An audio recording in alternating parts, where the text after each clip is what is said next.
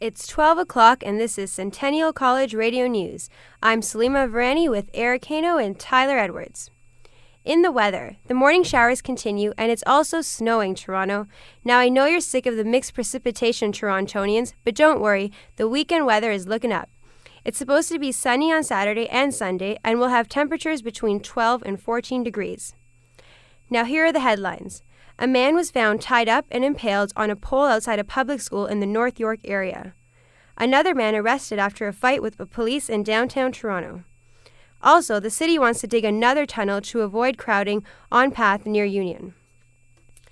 Now to our top story, a 30-year-old man has been rushed to hospital with a pole sticking out of him. This happened in the Victoria Park in York Mills area. A woman found the man on the grounds of Roywood Public School. He claimed to have been chased up a tree by 3 robbers and fell down on the fence pole. Police are still investigating. Another man has robbed a Dominion grocery store in downtown Toronto. Just after 1:30 a.m. earlier this morning, the suspect fled the scene with a butcher knife in hand and police had to chase him down. Then they finally caught him nearby but needed the help of 6 other officers. The suspect was taken under police guard to hospital with minor injuries. Now for some controversial cop talk, an ex-copper says women shouldn't be police officers. The founder of Ex-Copper Legal Services says he's thinking of leaving the profession and going into medicine instead. Matt Mitchell reports. Make no mistake, I did work with a number of policewomen who were fabulous. I'd rather have them with me than a lot of the guys. As a general rule, that to which you're exposed on a regular basis hardens people beyond all recognition. And I guess I just care too much about how women are naturally a more delicate breed, and I hate to see that get soured. I really do. David Matheson was once a police officer himself. 20 years ago, in 1988, he was fired from the York Regional Police. He had been taking security work on the side. The next day, he became a paralegal. He started ex-copper a few years later in 1994. He now views police work as what he calls a necessary evil. I wouldn't wish it on my worst enemy. Matheson has problems with other groups. Those groups include Queen's Park and most types of doctors. He describes journalism as a flawed profession. He said that he doesn't like Mothers Against Drunk Drivers because their CEO is a man. He also said that too much of the charity's money goes to administration. Matheson also said that he was now considering selling ex-copper and suggested that he might go to naturopathic medicine. Matthew Mitchell, Centennial College Radio News. Thanks, Matt. Also in the news, Toronto planners want to dig a pedestrian tunnel from Union Station under York Street to connect to the business district. Currently, 14,000 people frequent north out of Union Station onto Front Street during the commuter hour, and 19,000 people flow through the path system, and that number will continue to rise. The only problem, you guessed it, financing. Even though the GO Transit staff has offered to foot 1/3 of the bill on the province's behalf, the rest of the cost is still up in the air. The Works Committee will discuss this plan on Wednesday. And that's the latest news. Now here's Eric Heino with sports. Thank you, Salima. The Leafs played their final home game of the season last night against the Ottawa Senators. The Leafs are out of the playoffs, but the game still had some significance. Toronto could have played a spoiler role for Ottawa, but instead they trampled the Leafs by a score of 8-2.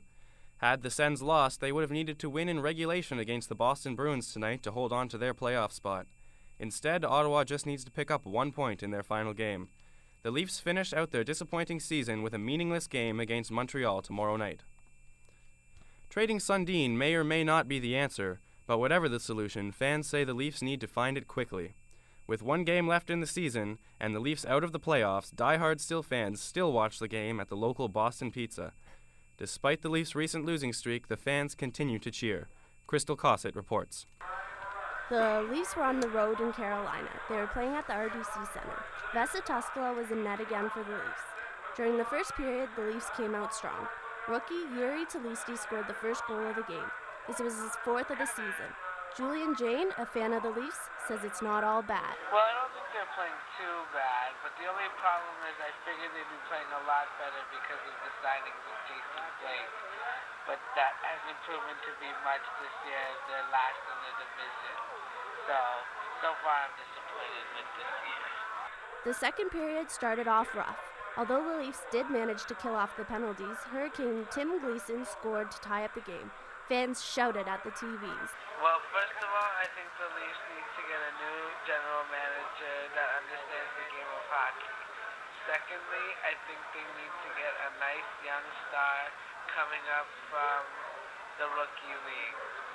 Third, I think they need a new head coach because Paul Maurice is too childlike to be running the Leafs organization. At the beginning of the third period, Scott Walker scored.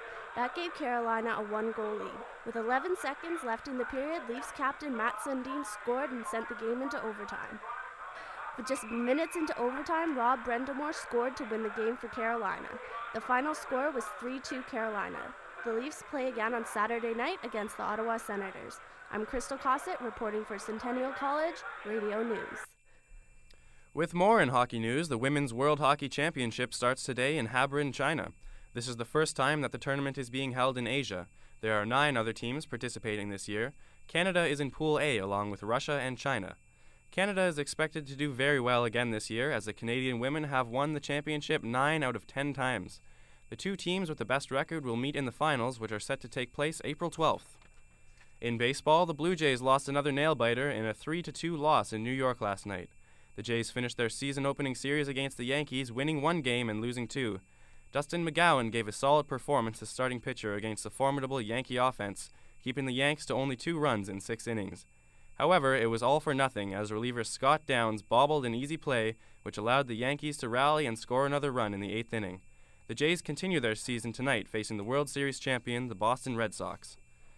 With the Olympics just around the corner, it looks like Canadian swimmers will be a force to be reckoned with. They smashed several national records in the Canadian national trials last night in Montreal. Mike Brown broke his previous national record in the men's 200-meter breaststroke. Julie Wilkinson swam the 200-meter breaststroke in a record-breaking 1 minute, 58 seconds, 73 milliseconds, and Adam Seawee also set a record for his performance in the 200-meter butterfly. With Canadian swimmers doing so well, swimming is a must-see event for Canadians when tuning into the Beijing Olympic Games this August. That's all for the world of sports. After this message, we'll have Mr. Tyler Entertainment Edwards with the latest entertainment news. My husband is a couch potato. In 14 years, he's worn out 3 recliners. Can't remember our anniversary, but he's got the TV schedule memorized. One time, I took the batteries out of his remote control. He called 911. Last week, he comes home from work, plops down in his recliner, throws it into liftoff position, and tells me that his boss is giving a dinner party, and we're supposed to bring dessert. So I said, "Great, what are you gonna make?" That brought him to his feet. He goes, "Gee, honey, I thought you'd make your famous strawberry shortcake." "Think again," I said. "He's your boss. You cook something." He was smarter than I thought. Went to the Winn-Dixie Deli Bakery, picked up a cheesecake. Well, his boss's wife raved over it. So he says, "Thank you, I made it from scratch." Then he asked for the recipe. I'm Tyler Edwards, and here's your celebrity news. Jay-Z and Beyonce Knowles are finally getting married. They've dated for over 6 years now, and were spotted applying for a marriage license in Scarsdale, New York on Tuesday. Jay-Z proposed to Beyonce as she recently filmed her role of Etta James in the upcoming movie Cadillac Records. The rapper was in Toronto Wednesday night at the Air Canada Centre for his Heart of the City tour with Mary J. Blige. Jay-Z, who is 38, headed back to New York City yesterday, and this afternoon he's expected to tie the knot with the 26-year-old Knowles. Still in the world of hip-hop, Grammy Award winner 50 Cent is being sued by his former girlfriend. She claims that the rapper tried to evict her and her 10-year-old son from their multi-million-dollar home. The 32-year-old 50 Cent has been trying to get rid of the Long Island property, and 32-year-old Shaniqua Tompkins says 50 broke the promise to give her and her son Marquise a safe place to live. Tompkins filed the lawsuit Wednesday in Manhattan State Supreme Court, asking to declare her the right to move back in. Still with music, Madonna said it best when she said, "Hey, Mr. DJ, put the record on." And that's exactly what a DJ does best. Valentine Coman of North York has been DJing since he was 19, but he's more involved with more than just the nightlife. Irina Bertin reports. He's originally from Romania and is known as DJ Shadow. A licensed DJ, Coleman is dedicated to bring the Romanian community of Toronto together. Shadow tries to make a difference after coming through his own personal struggles with alcohol.